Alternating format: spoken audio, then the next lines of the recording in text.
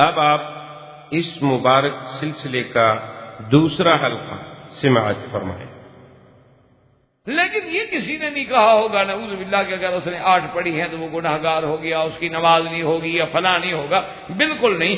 لیکن اس کے مقابلے پہ ہمارے بھائی ہوں بھی اہل سنت والجماعت، ہوں بھی صحیح عقیدہ رکھنے والے، قرآن و حدیث کے ماننے والے، لیکن 20 کے بارے میں یہ کہیں کہ نہیں نہیں چھوڑو جی، یہ تو حضرت عمر کی بات ہے نا، چھوڑو حضرت عمر کی بات ہے، کوئی نبی کی بات تو نہیں ہے نا۔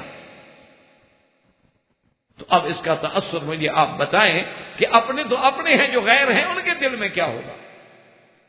ٹھنڈے سکون کے ساتھ، کسی پہ اعتراض مقصود نہیں، آپ نہ پڑھیں، آپ 8 پڑھیں، آپ 20 پڑھیں، میں اس وقت مسئلہ یا کوئی مناظرے کی بات نہیں کر، مجھے یہ بتائیں کہ بہرحال یعنی جو روایات معروفہ مشہورہ ہیں کہ 20 رکعتوں پہ جمع کرنے والے حضرت عمر ہیں،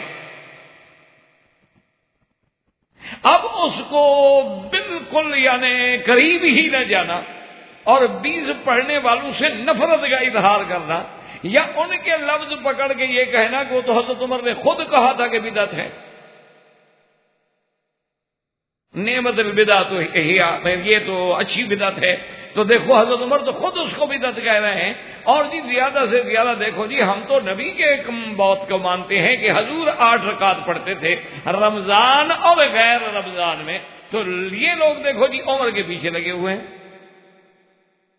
تو نعوذ باللہ اس انداز میں جب گفتگو ہوگی، آپ خود مجھے بغیر کسی اعتراض کے ٹھنڈے دل سے قطع نظر اس بات کے کیا حنفی ہیں، شافعی ہیں، مالکی ہیں، حنبلی ہیں، اہل حدیث ہیں، دیوبندی ہیں، کون ہیں، اس بات کو چھوڑ دیں۔ بحیثیت ایک مسلمان کے، ہم کلمہ پڑھنے والے کے، اللہ کے گھر میں بیٹھ کر آپ کا کیا تاثر ہوگا جب ایک آدمی ایسے بات کرے گا؟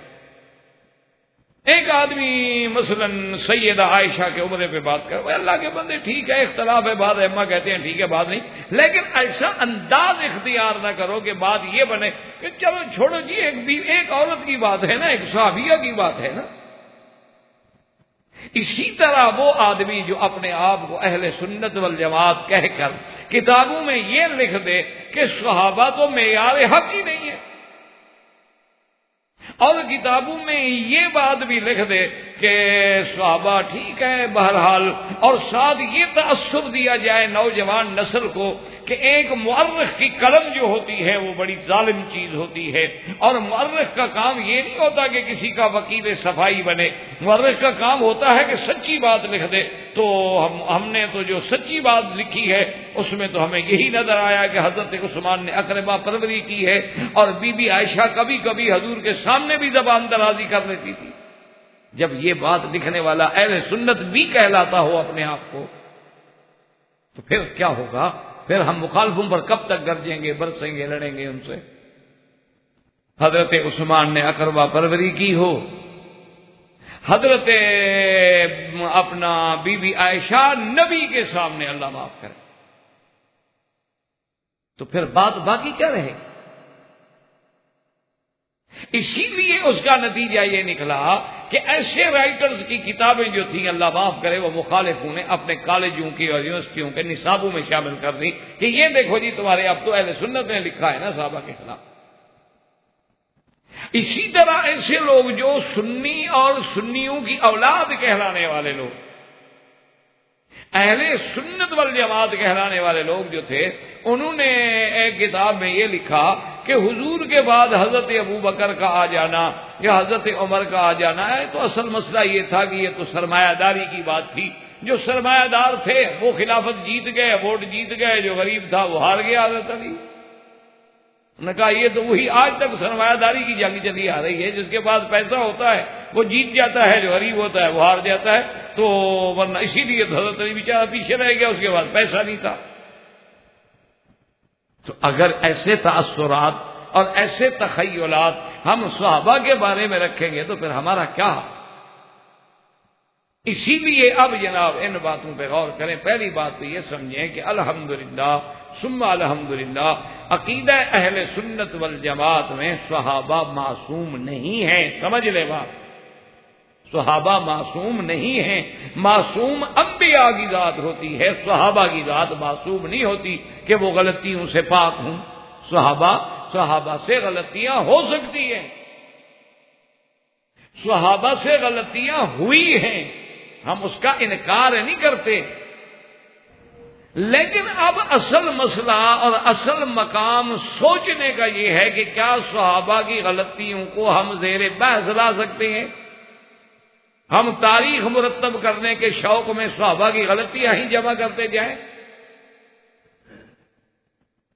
یا اس کے بارے میں ہمیں اسلام کیا کہتا ہے، دین کیا کہتا ہے اور قرآن و سنت کیا کہتا ہے؟ اس لیے جناب اب آپ سوچیں، ٹھنڈے دل سے غور کریں کہ اسلام نے ہمیں کیا بتلایا ہے۔ ایک پہلی بات تو یہ ہے کہ جب کسی پر اللہ تبارک و تعالی راضی ہو جائیں اس کے بعد ہمیں اعتراض کرنے کا کوئی حق ہے؟ ٹھنڈے سے پہلے یہ سوچیں، اور اس کے بعد دوسری بات اب جو ہے وہ قرآن و حدیث کی روشنی میں سمجھیں کہ میرے آقا سیدنا محمد الرسول اللہ صلی اللہ علیہ وسلم اپنے مسجد نبوی میں ہیں، مدینہ منورہ میں ہیں، آپ نے حضرت علی کو بلایا اور فرمایا کہ یا علی جلدی آؤ۔ حضرت علی آ گئے، آپ نے فرمایا کہ یا علی تم جلدی سے جاؤ اور تیز رفتار سواریاں لے کے جاؤ اور اپنے ساتھ کوئی ساتھی بھی لے جاؤ۔ ایک جگہ ہے مکے اور مدینے کے درمیان میں، اس کا نام ہے روضہ خاخ۔ روضہ خاخ پر تمہیں ان بہا زعینۃ ومعہا کتاب، وہاں تمہیں ایک اونٹنی پہ عورت ملے گی، اس کے پاس خط ہے، اس عورت کو بھی پکڑ کے لے آؤ، خط بھی برآمد کر کے لے آؤ۔ حضرت علی رضی اللہ تعالی عنہ تشریف لے گئے، وہاں دیکھا وہ عورت مل گئی، بہرحال اس عورت کو کہا تلاشی دی، خط نہ ملا۔ صحابہ نے جو ساتھی تھے انہوں نے کہا کہ حضرت علی اس کے پاس تو کوئی خط نہیں۔ آپ نے فرمایا عجیب بات کر رہے ہو، اخبرنی رسول اللہ صلی اللہ علیہ وسلم، مجھے اللہ کے نبی نے خبر دے کے بھیجی ہے، میں ان کی بات مان لوں یا اللہ کے نبی کی بات مان لوں؟ تو حضرت علی جلال میں بھی آ گئے اور غصے میں بھی آ گئے اور فرمایا کہ واللہ لاجردنک، کہ اے عورت دیکھو خبردار، یا تو خط سیدھے طریقے سے دے دو ورنہ تم یہ نہ سمجھو کہ میں رعایت کروں گا، میں تیرے کپڑے بھی اتار لوں گا۔ اب ڈر گئی عورت نے، اپنے بال کھولے، بال تھے اس کے بڑے، تو اس بالوں میں لپیٹ کے اس نے اپنی سر پہ کوہان سی بنا لی تھی، بالوں کی جیسے کوہان بناتی ہیں، تو اس کے اندر خط رکھا ہوا تھا، اوپر دوپٹہ پہنا ہوا، چادر پہنی ہوئی ہے، بڑی جناب بیوی بنی ہوئی ہے، اور حضور حضرت علی نے خط پکڑ لیا اور لے آئے۔ وہ خط لکھا تھا حاتب ابن ابی بلتع رضی اللہ عنہ صحابی، انہوں نے خط لکھا تھا کفار قریش کو، یعنی اندازہ کریں کتنی بڑی غلطی ہے، چھوٹی موٹی غلطی نہیں۔ کفار قریش کو خط لکھا تھا کہ حضور صلی اللہ علیہ وسلم مکے پہ چڑھائی کرنے والے ہیں، یعنی راز نبوت فاش کر دیا۔ حضرت جب خط آیا حضور نے فرمایا حاتب کو بلاؤ، حاتب کو بلایا گیا، آپ نے فرمایا حاتب تم نے خط لکھا؟ تو ہاں میں نے لکھا۔ جب اس نے اعتراف کیا تو حضرت عمر کھڑے ہو گئے، عرض کیا کہ دعنی یا رسول اللہ اضرب عنق هذا المنافق، حضور مجھے اجازت دیں میں اس منافق کی گردن اڑا دوں، اللہ کے نبی کا راز فاش کرے اور مشرکوں کو اطلاع دے۔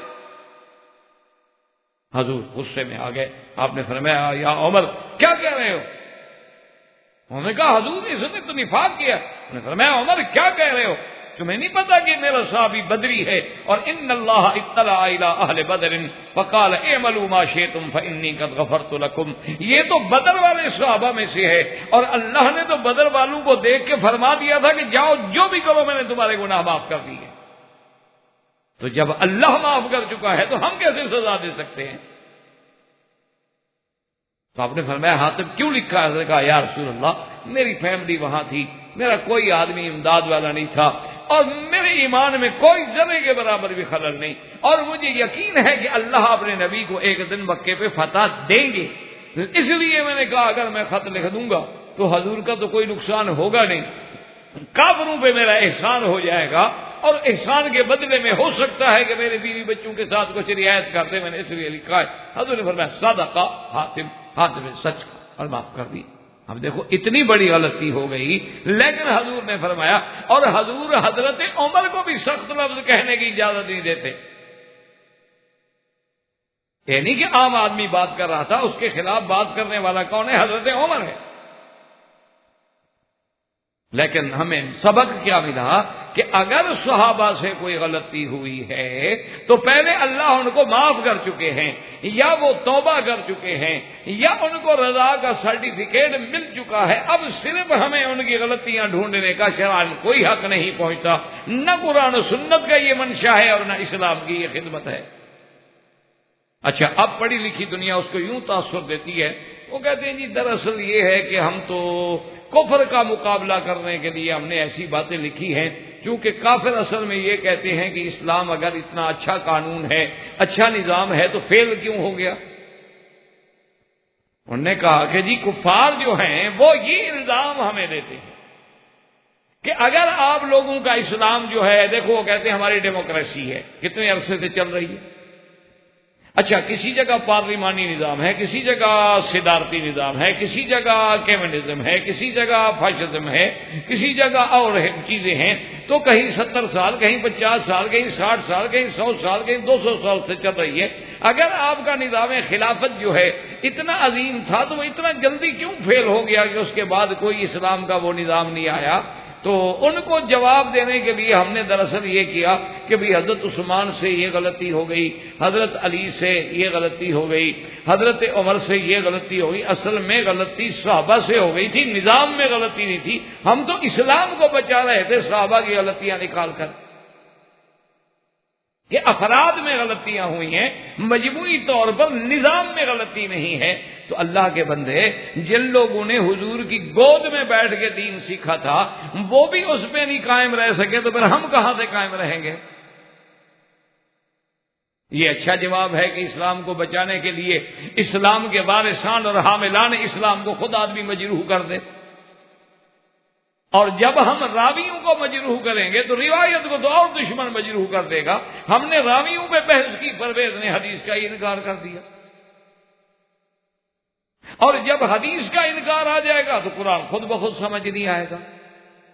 اس لیے قرآن و حدیث کی روشنی میں دیکھیں، ہمارا ایمان ہے کہ صحابہ معصوم نہیں ہیں، صحابہ سے غلطی ہو سکتی ہے، صحابہ سے غلطیاں ہوئی ہیں، لیکن اللہ نے جب ان کی غلطیوں کو معاف کر دیا ہے تو اب کیا شرعاً ہمیں یہ حق پہنچتا ہے کہ ہم پھر ان کی غلطیوں کو اکٹھا کرتے رہیں، لیکن ساتھ ان کی معافی والی بات جو ہے وہ نہ لکھیں۔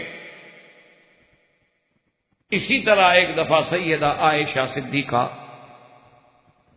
رضی اللہ تعالی عنہا، بی بی عائشہ رات کو چند عورتوں کے ساتھ اپنے ضروریات انسانی کے لیے بات، چونکہ اس زمانے میں حمامات یا اس زمانے میں یہ اٹیچ بات ہوتے نہیں تھے، عورتیں جو ہوتی تھیں وہ بیچاری گھر سے باہر دور جنگلوں میں چلی جاتی تھی، پہاڑوں میں چلی جاتی تھی کہ کہاں جائیں۔ تو آپ کے ساتھ ایک صحابی ہیں حضرت مصطح، ان کی والدہ جو تھی وہ بھی ساتھ، وہ بوڑھی عورت تھی، رات کا وقت تھا، چل رہی تھی، ان کے پاؤں کے نیچے ان کا اپنا کپڑا جو تھا پاؤں کے نیچے آیا تو ان کو ذرا ٹھوکر لگی، تو ٹھوکر لگی تو گرنے لگی، تو ان کے منہ سے فوراً نکلا کہ تائسا مصطح، کہ اللہ مصطح کو ہلاک کرے، برباد کرے، اپنے بیٹے کے بارے میں۔ بی بی عائشہ حیران ہو گئی، انہوں نے کہا کہ کیا کہہ رہی ہو یا ام مصطح، ماذا تقولین، مصطح کی اماں تم کیا کہہ رہی ہو؟ تو وہ بیچاری کھڑی ہوگی، اس نے کہا عائشہ اما علمتے، تمہیں پتہ بھی ہے کچھ؟ عائشہ نے کہا کس بات کا؟ اس نے کہا اچھا تمہیں پتہ ہی نہیں ہے؟ اس نے کہا نہیں مجھے تو نہیں پتا۔ انہوں نے کہا لوگوں نے تم پہ تہمت لگائی ہوئی ہے، قذف کی ہوئی ہے، نعوذ باللہ، اور تہمت لگانے والوں میں جنہوں نے آپ پہ تہمت لگائی ہے ان تہمت لگانے والی پارٹی میں میرا بیٹا وہ مصطح بھی شریک ہے۔ جن لوگوں نے آپ پر تہمت لگائی ہے کہ قافلے سے پیچھے رہ گئی نعوذ باللہ اور ایک صحابی آئے، اس کا مطلب ہے کہ بی بی عائشہ کی نیت بھی خراب تھی اور وہ صحابی کی نعوذ باللہ نیت خراب تھی، اللہ معاف فرمائے، اتنی بڑی تہمت لگائی گئی ہے، تو اس تہمت لگانے والے لوگوں میں میرا بیٹا جو ہے مصطح وہ بھی شریک ہے، تو میں اس کے لیے کیسے دعا کروں جو بی بی عائشہ امہات المومنین حضور صلی اللہ علیہ وسلم کے گھر میں جو اللہ نے اتنی عظمت والی بی بی بھیجی ہے اس پہ الزام لگائے اور میں چپ کر جاؤں؟ میں تو بیٹا قربان کر سکتی ہوں حضور کی بی بی پہ، بیٹا کیا ہے؟ لیکن عائشہ کا کمال ہے رضی اللہ تعالی عنہا. اس وقت آپ خود اندازہ کریں، ایمان سے کہیں کہ آپ کی یا میری بیوی ہو، میری بیٹی ہو، آپ کا چلو میں نام نہیں لیتا آپ ناراض ہو جائیں گے، میری بیوی یا میری بیٹی پہ کوئی تہمت لگائے، اس وقت برداشت کرنا، حوصلہ کرنا آسان ہوتا ہے؟ بڑے سے بڑے آدمی کا دماغ بھی اکھل جاتا. لیکن عائشہ کا حوصلہ دیکھیں کہ صحابی کی عظمت پہ حرف نہ آئے. کہنے لگی ام مصطح اگر ایسی بات ہے بھی، لیکن تیرا بیٹا ہے تو بدری، ہے تو اصحاب بدر میں، اور اللہ ان کی مغفرت کر چکا ہے، تو تم کیوں اس کو بد دعا دے رہی ہو؟ چلو اس سے ایسی بات ہو گئی ہوگی، لیکن تیرا بیٹا بدری ہے، اور بدر کے صحابی کو اللہ مغفرت کر چکے ہیں اور فرما چکے ہیں کہ جو کچھ کرو اے معلوم ماشے، تم جاؤ جو مرضی ہے کرو. اتنی بڑی چھٹی، اور دینے والا خدا ہے. خدا کہہ رہا ہے کہ جاؤ جو مرضی ہے کرو، میں نے جو بخش دیا خلاص، میں نے تمہیں بھیجنا ہے جنت ہے. اس کا معنی یہ نہیں ہوتا کہ تم گناہ کرو، معنی یہ ہوتا ہے اللہ کرنے ہی نہیں دیں گے نا غلط کام، اور اگر ہو جائے گا توبہ کی توفیق دے دیں گے، بخش دیں گے فوراً. ایسا کام نہیں کرنے دیں گے کہ صحابی کو نعوذ باللہ اسی گناہ پہ اڑا رہے اور جہنم کی سزا بھگتنی پڑے. یا تو گناہ کرنے نہیں دیں گے، محفوظ کے مقام پہ لے آئیں گے، اور اگر کوئی خطا ہو گئی توفیق توبہ دے دیں گے، جب توبہ ہو جائے گی گناہ معاف ہو جائے. تو اسی لیے آپ اندازہ لگائیں کہ اب غلطی تو مصطح سے بھی ہوئی ہے، غلطی تو حاتب ابن ابی بلتع سے بھی ہوئی ہے، اور غلطی تو ابی لبابہ سے بھی ہوئی ہے کہ ایک صحابی ہے میرے نبی کے، ابی لبابہ ان کی کنیت ہے.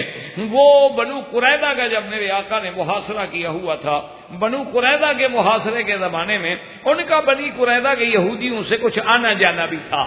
تو حضور صلی اللہ علیہ وسلم کے یہ صحابی تھے پکے. تو بنو قریظہ کے بڑے بڑے قلعے تھے مدینے میں، وہ قلعے میں محصور ہو گئے، حضور نے باہر سے محاصرہ کر لیا. تو ابی لبابہ جو گئے اندر، تو بنی قریظہ کے یہودی سرداروں نے پوچھا، انہوں نے کہا دیکھو ابی ذر، آپ کا ہمارا پرانا دوستی ہے، تعلق ہے، اور کوئی ایسی ویسی بات بھی ہم نہیں کرنا چاہتے، صرف یہ بتاؤ کہ حضور کہہ رہے ہیں کہ ہم لوگ قلعے سے نکل آئیں، اگر ہم حضور کے کہنے پر قلعے سے نکل آئیں اور حضور کے حکم پہ نیچے اتر آئیں تو کیا خیال ہے آپ کا، اللہ کا نبی ہمارے بارے میں کیا فیصلہ کریں گے؟ تو ابی ذر نے بے سخت ہو کہہ دیا قتل ہی کریں گے، اور کیا کریں گے، کون سا تم نے اچھا کام کیا کہ تمہیں چھوڑ دیں گے. انہوں نے ایسے اشارہ کر دیا، اور جب اشارہ کیا تو فوراً بات یاد آئی تو گھبرا گیا. ہم نے کہا لا حول ولا قوت الا باللہ، بھائی ان کو تو ہم نے نکالنا ہے نا قلعے سے، اور ایسی سخت بات جب بتا دیں گے تو اور پکے ہو کے قلعے میں رہ جائیں گے، نکلیں گے نہیں. اور کھانے پینے کا بدبختوں کے بعد 6 مہینے کا کوٹا ہو، یہ تو یہودی ہے نا، یہ تو سامان محفوظ رکھتے ہیں پہلے کہ کل اگر نہ ملے تو کیا کریں گے.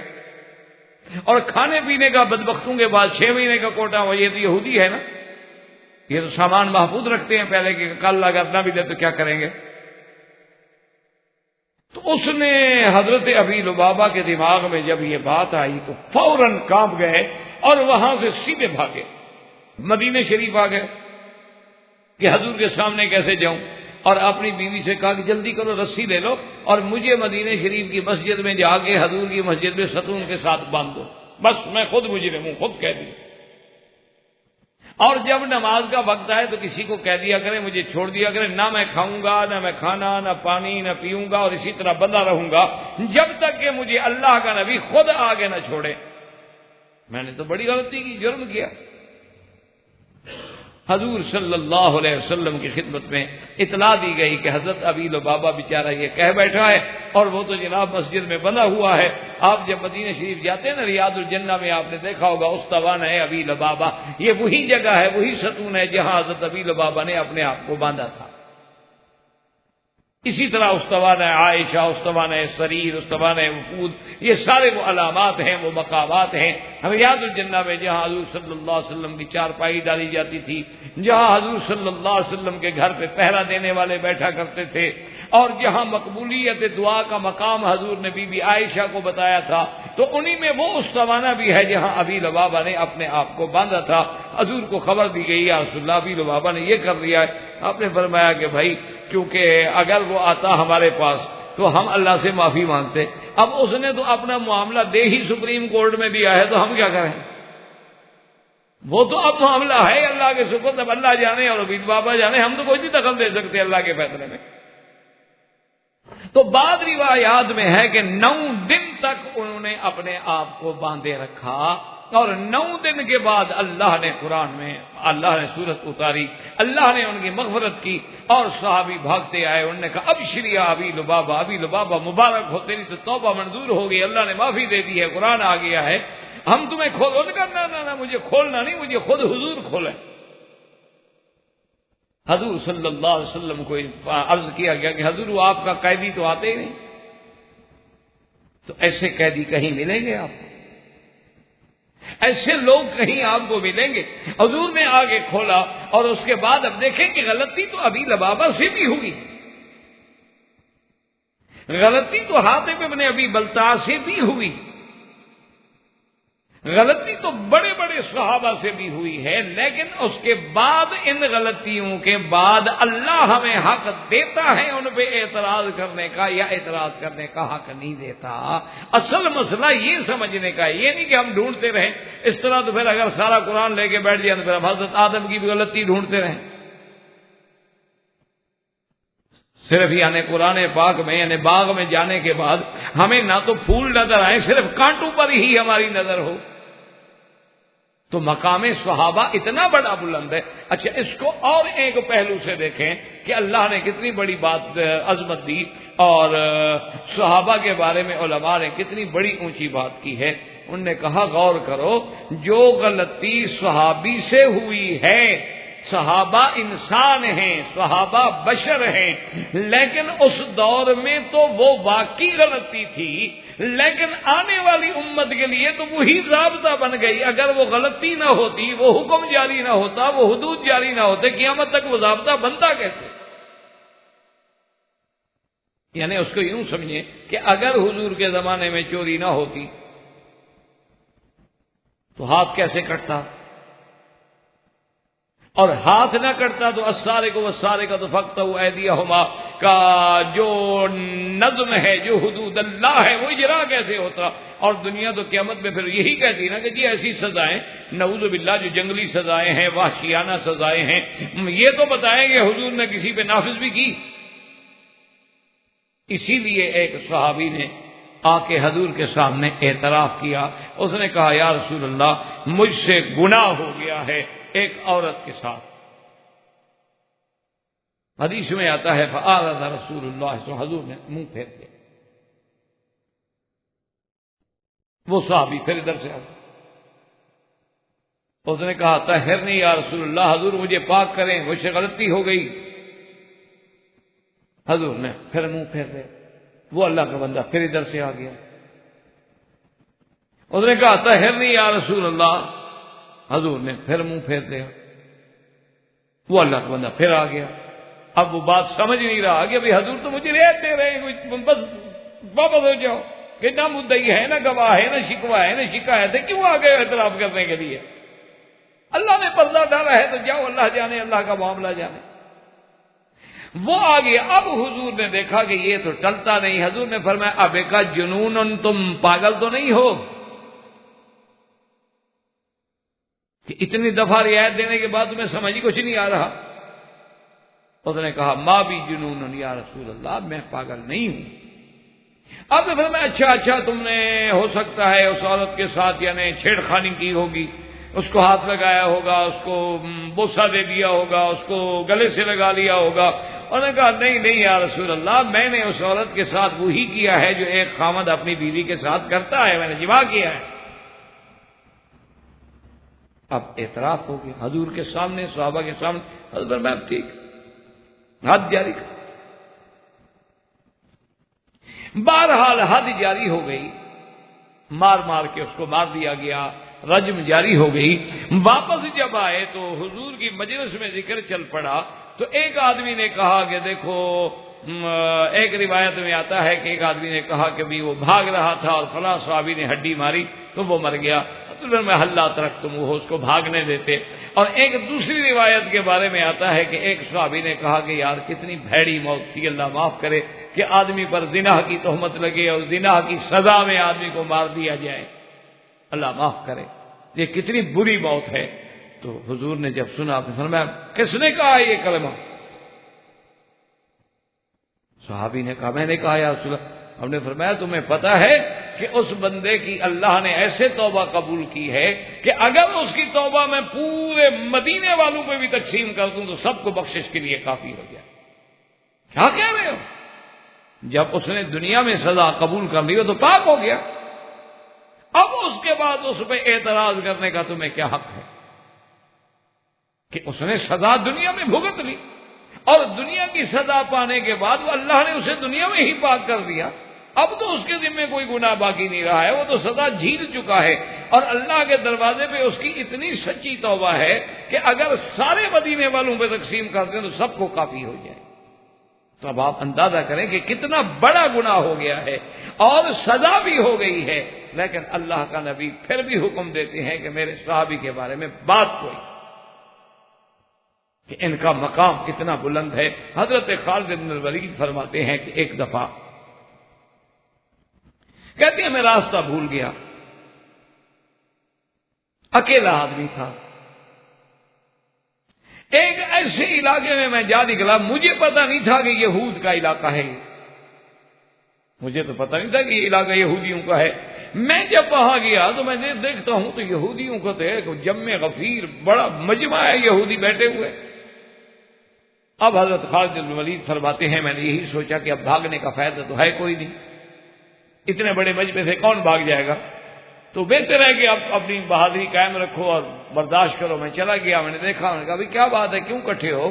انہوں نے کہا اصل میں آج جو ہے ہفتے کا دن ہے، یوم السبت ہے اور ہمارا عبادت کا چھٹی کا دن ہے، تو اس غار میں، پہاڑ کی ایک غار میں ہمارا ایک بہت بڑا راہب رہتا ہے، وہ اسی دن اس مقام پہ آ کے ہمیں تقریر کرتا ہے، تو ہم اس کی تقریر سننے کے لیے یہاں جمع ہوئے۔ حضرت خالد بن الولید رضی اللہ عنہ کہتے میں بھی چپ کر کے بیٹھا ہوا، بیٹھے بیٹھے بیٹھے تھوڑی دیر گزری تو آخر وہ ایک بندہ جو تھا نا غار سے، وہ راہب اترا، لیکن جب مجمع میں قریب آیا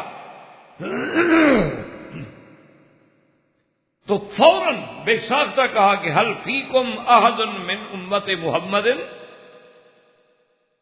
تم میں سے کوئی حضور کا غلام، حضور کا امتی ہے؟ اب حضرت خالد کہتے ہیں میں نے کہا کیا کروں، اب کہوں کہ نہیں تو نعوذ باللہ یہ بھی تو بڑی بزدلی کی بات ہے، اور کہتا ہوں ہاں تو پھر یہ مجھے چھوڑتے تو نہیں لگے۔ میں نے کہا چلو صداقت ہی اختیار کرتے ہیں، ڈرنا کیا۔ میں نے کہا میں ہوں۔ اب جناب وہ سارے یہودی مجھے ایسے دیکھنے پر تیار ہوئے، آنکھیں ان کی سرخ ہو گئی، اور جناب میں نے اندازہ لگا دیا کہ ابھی مجھ پہ حملہ کرتی ہے، لیکن اس راہب نے میرا ہاتھ پکڑا، اس کے لیے جو انہوں نے ممبر بنایا تھا مجھے اوپر بٹھا دیا اور آپ مجھ سے نیچے بیٹھ گئے، اور اس کے بعد کہنے لگا کہ بھئی ناراض ہونے کی بات نہیں ہے کہ یہ وہ لوگ ہیں جن کا ذکر ہماری تورات و انجیل میں موجود ہے، یہ اصحاب رسول اللہ ہیں۔ اور خالد کہتے ہیں کہ جب اس نے یہ کہا اور اس کے فوراً بعد نوٹ کیا کہ میری جماعت کی جو آنکھیں بدلنی جا رہی ہیں، وہ تو کہیں گے اچھا یہ تو مسلمانوں کی تعریف کر رہا ہے، یہ تو حضور کے صحابہ کی تعریف کر رہا ہے، اور ہم تو یہودی ہیں، مخالف ہیں محمد رسول اللہ صلی اللہ علیہ وسلم کے۔ تو اس نے فوراً بات بدل دی، اس نے کہا کہ ہاں خالد بن الولید ایک بات مجھے سمجھ نہیں آتی۔ میں نے کہا بتائیں کیا بات ہے؟ اس نے کہا کہ آپ کا نبی فرماتے ہیں کہ قیامت والے دن ایک حوض ہوگا، اس حوض سے 4 نہریں جاری ہیں، اور ایک نہر جو ہے وہ اس کو ہوگی ماشاءاللہ شہد کی، اور ایک نہر ہوگی دودھ کی، اور ایک نہر جو ہے ہوگی اصل کی، اور ایک نہر جو ہے وہ ایسے پانی کی جو اس میں کبھی خرابی نہ ہو۔ تو جب حوض ایک ہے، ان کا منبع ایک ہے، اس سے شاخیں نکل رہی ہیں، تو ایک دودھ کی بن جاتی ہے، ایک پانی کی بن جاتی ہے، ایک شراب کی بن جاتی ہے، ایک شہد کی بن جاتی ہے۔ یہ کیا بات ہے؟ پیچھے تو ہیڈ ایک ہے، حوض ایک ہے، یا تو حضور فرماتے ہیں نا اس بڑے حوض میں پھر 4 ٹکڑے ہیں، ایک ٹکڑے میں شاد کی نہر چلتی ہے، حوض جب ایک ہے، اصل جب ایک ہے، تو آگے جا کے شاخیں کیسے بدل جاتی ہیں اور متضاد چیزیں بن جاتی ہیں؟ یہ بات بہرحال مجھے تمہارے نبی پاک کی سمجھ نہیں آئی۔ تو خالد کہتے اللہ نے میرے دماغ میں بھی بات ڈال دی۔ میں جو بیٹھا ہوا تھا، میں تو اس سے اونچا بیٹھا تھا، وہ میں سے نیچے بیٹھا، میں نے اس کے سر پہ ہاتھ رکھا، میں نے کہا یہ کیا ہے؟ اس نے کہا جناب میرا سر ہے، دماغ ہے۔ میں نے کہا اچھا یہ کیا ہے؟ اس نے کہا آنکھیں ہیں. میں نے کہا یہ کیا ہے؟ اس نے کہا ناک ہے. میں نے کہا یہ کیا ہے؟ اس نے کہا کان ہے. میں نے کہا یہ کیا ہے؟ اس نے کہا منہ ہے. میں نے کہا اچھا کبھی آنکھوں سے بھی پانی نکلا ہے تمہارے؟ انہوں نے کہا ہاں جی آنسو بہاتے ہیں. انہوں نے کہا اس کو چکھا ہے، اس کا کیا ذائقہ ہے؟ اور ناک سے جب پانی بہتا ہے تو اس کا ذائقہ چکھا ہے تو نے کبھی؟ اور منہ سے جب تھوک ڈالتے ہو تو اس کا بھی ذائقہ چکھا ہے تم نے کبھی؟ اور کبھی کانوں سے بھی پانی بہتا ہے تو اس کا ذائقہ چکھا ہے. ان سب میں فرق ہے یا ایک جیسا ہوتا ہے؟ انہوں نے کہا جی فرق ہے. میں نے کہا جب حوض اوپر ایک ہے تو یہ فرق کیسے ہو گیا؟ اوپر مرکز تو ایک ہے، لیکن آگے راستے جب بدلتے گئے تو ذائقے بھی بدلتے گئے. اللہ جب آگے راستے بدلیں گے تو اس کے ذائقے بھی بدلتے چلے جائیں گے. تو یہ کون سی مشکل ہے کہ میرے نبی پاک کی بات تمہیں سمجھ نہیں آئی؟ اس نے کہا کہ ہاں ہاں یہ بات تو ہے. اور فوراً اس نے اعتراف کیا کہ بہرحال ہم اپنی کتابوں میں اصحاب رسول صلی اللہ علیہ وعلی آلہ واصحابہ وسلم تسلیما کثیرا کثیرا کی مدح جو ہے وہ پاتے ہیں. تو اسی لیے اب آپ دیکھیں گے سب سے پہلے اللہ کا قرآن، اس کے بعد حدیث مصطفیٰ صلی اللہ علیہ وسلم. اور دوسری بات یہ ہے کہ دیکھیں جی آپ ماشاءاللہ پڑھے لکھے لوگ ہیں، مجھے آپ یہ بتائیں کہ اگر یعنی دریا میں پانی نہ ہو تو برانچوں میں پانی آ جائے گا؟ اگر آپ کے درخت کی ٹہنیاں ہی سوکھ جائیں تو پھل کہاں ہوں گے؟ یہ آپ کی بجلی چل رہی ہے، اگر اس کی تار کٹ جائے اپنے جنریٹر سے تو لائٹ آ جائے گی. تو اگر خدا نہ خواستہ صحابہ میں غلطیاں تھیں اور صحابہ نے حضور کو بھی چھوڑ دیا تھا، نعوذ باللہ صحابہ کا ایمان بھی نہیں تھا، تو یہ ساری دنیا میں جو ایمان پھیلا یہ کہاں سے آ گیا؟ بھئی اب دریا ہی خشک ہو گئے تو برانچوں میں کیسے پانی آ گیا؟ جب ان کا تعلق خود نور نبوت سے اور شمع نبوت سے اور رسالت سے پیغمبر سے کٹ گیا تو یہ لوگوں میں ایمان کہاں سے پھیلا؟ اس لیے اللہ تبارک و تعالی ہمیں بھی اور آپ کو بھی صحابہ کی عظمت پر اور صحابہ کی شان کو سمجھنے کی اور اس کے ساتھ محبت کرنے کی توفیق عطا فرمائے. اور اللہ تبارک و تعالی ہمیں اور آپ سب کو کتاب و سنت کا تابع بنائے. ربنا تقبل منا انك انت السميع العليم وتب علينا انك انت التواب الرحيم وصلى الله تعالى على خير خلقه سيدنا محمد وعلى اله واصحابه اجمعين برحمتك يا ارحم الراحمين. برادران اسلام،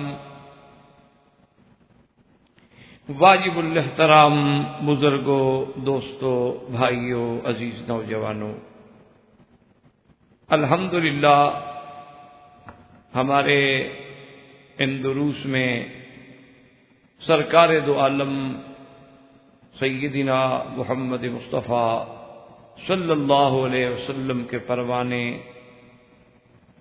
آپ کے عشاق، آپ کے جانثاران اصحاب رسول رضوان اللہ علیہم اجمعین کا ذکر ہو رہا ہے. صحابہ کی عظمت و فضائل کے بعد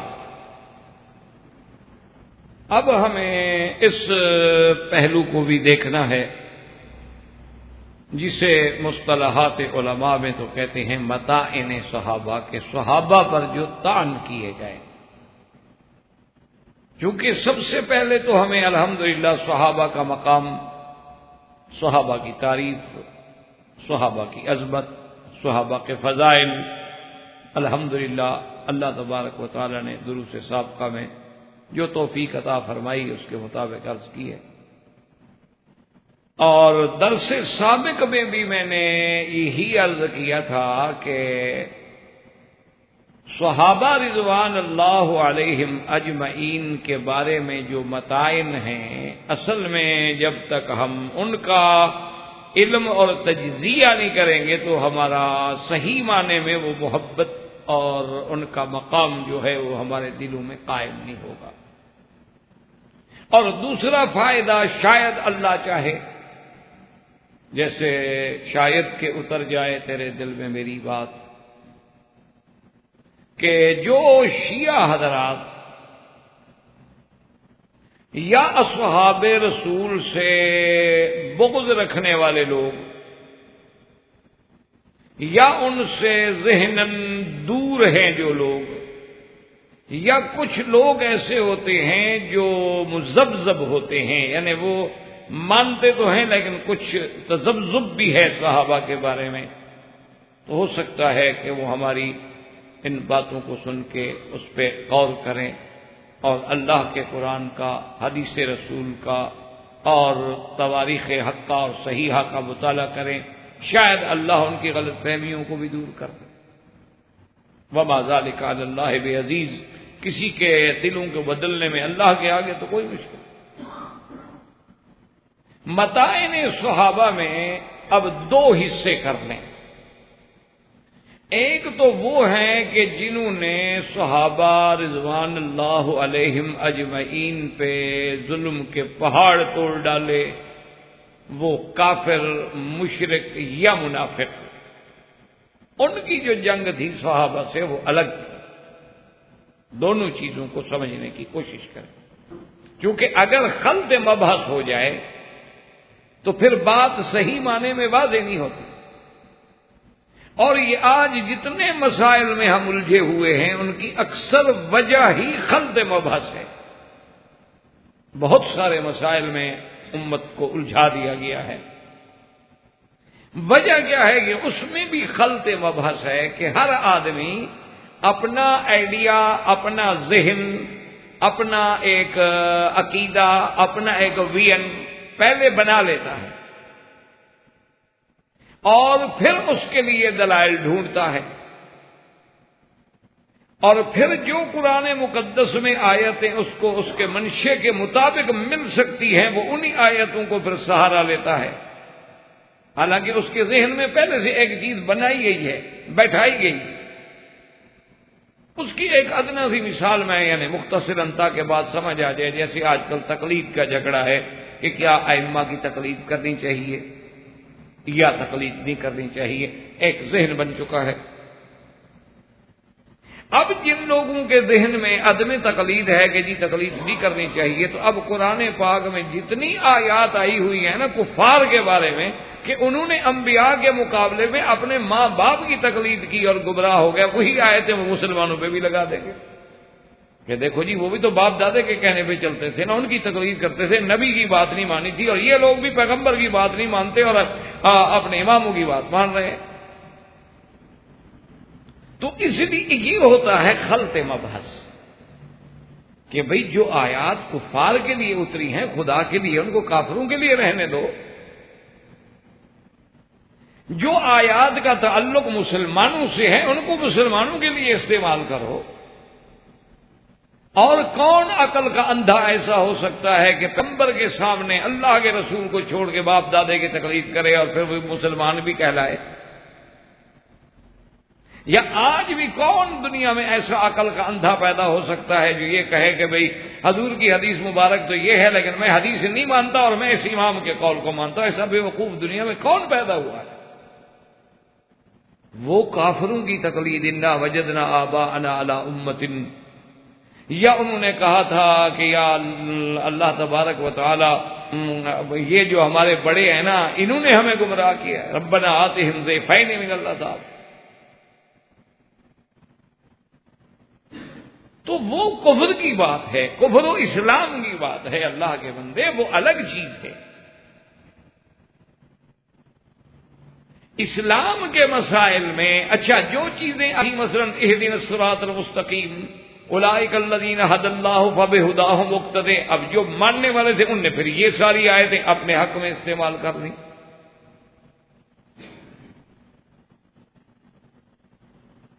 حالانکہ سیدھی سی بات ہے کہ جب ایک مسئلہ قرآن میں یا فرمان رسول میں صلی اللہ علیہ وسلم میں منصوص ہے، اس میں کسی کو کسی چیز کی، بعض کی، دلائل کی، کسی امام کے قول کی کوئی ضرورت ہی نہیں ہوتی۔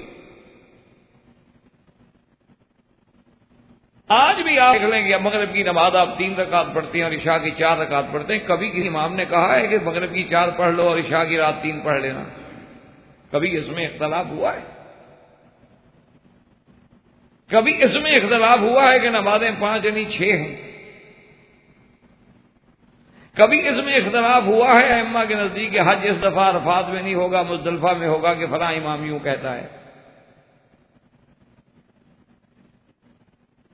تو اللہ کے بندے وہ مسائل ہوتے ہیں کہ جن مسائل میں اس سے حد کیا ان مسائل پر قرآن و سنت کی روشنی میں، اب ان سے مسائل ہم نے لینے ہیں، تو اگر تو ایک آدمی اتنا بڑا عالم ہے کہ ائمہ اربعہ کے دلائل موجود ہیں اس کے پاس، اس کا قرآن و حدیث کے تمام ذخیرے پہ نظر ہے، ناسخ و منسوخ پہ نظر ہے، متعارض احادیث پہ نظر ہے، وصیت و سقم اور کسی کا ضعف اور کمزوریوں کو بھی جانتا ہے، اس نے تمام کتابیں جو موضوعات پہ لکھی گئی ہیں وہ بھی پڑھ لی ہیں، تمام کتابیں جو ثقات پہ لکھی گئی ہیں وہ بھی پڑھ لی ہیں، اور اسباب نزول پر بھی اس کی نظر ہے کہ یہ آیت کب اتری، کیوں اتری اور کس حالت میں اتری تھی، اس کو کسی کی تقلید کی ضرورت ہی نہیں ہوتی، وہ کیوں تقلید کرے؟ اب ایک آدمی یہ کہے کہ چونکہ میں ڈاکٹر ہوں اس لیے میں نہیں کروں گا، تو ڈاکٹر ہے تو وہ اپنے مضمون کا ڈاکٹر ہے، یہ تو نہیں کہ وہ فاتحہ کا ترجمہ بھی جانتا ہو۔ کتنے بڑے سے بڑے ڈاکٹر ہیں، آپ انشاءاللہ کل ان سے پوچھ لیجئے گا کہ اسلام اور ایمان میں کیا فرق ہے۔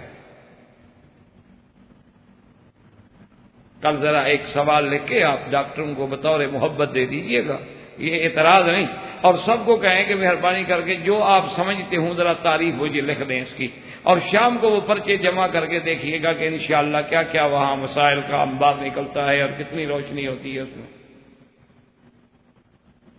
یہ کل آپ ایک تجربہ کر لیں، ایک ہسپتال میں جو 4 ڈاکٹر اکٹھے رہتے ہیں نا دوست، کسی ناواقف کو نہ چھیڑیں تاکہ پھر فتنہ نہ بنے۔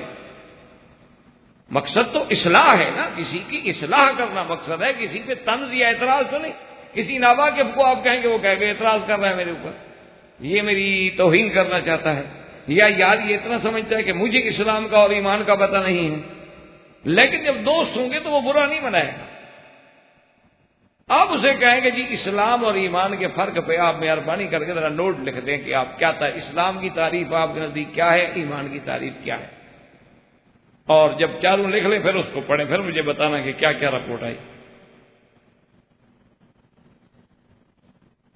تو یہ معنی نہیں ہوتا میرے عزیز، اسی لیے اب آپ سمجھیں کہ صحابہ کے موضوع پر بھی ایک بات کو رکھیں کہ ایک تو صحابہ کے دشمن ہیں کفار، وہ الگ مباحث ہے، ایک صحابہ کے دشمن ہیں، کیوں؟ جب حضور صلی اللہ علیہ وسلم کی بعثت ہوئی ہے مکہ مکرمہ میں، سب سے پہلے آپ نے اعلان توحید فرمایا ہے، تو جو لوگ ایمان لے آئے حضور کے صحابہ بنے سابقون میں آئے، تو اب سب سے پہلے ان کی مخالفت کرنے والے کون ہیں؟ مشرکین مکہ۔ ایک ان کی مخالفت ہے۔ اسی طرح جب صحابہ ہجرت کر کے مدینہ منورہ میں آئے، حضور صلی اللہ علیہ وسلم ہجرت کر کے مدینہ منورہ میں آئے، تو مدینے میں آ کر صحابہ کی دشمنی کرنے والے لوگ کون تھے؟ منافق، اور اسی طرح کافر۔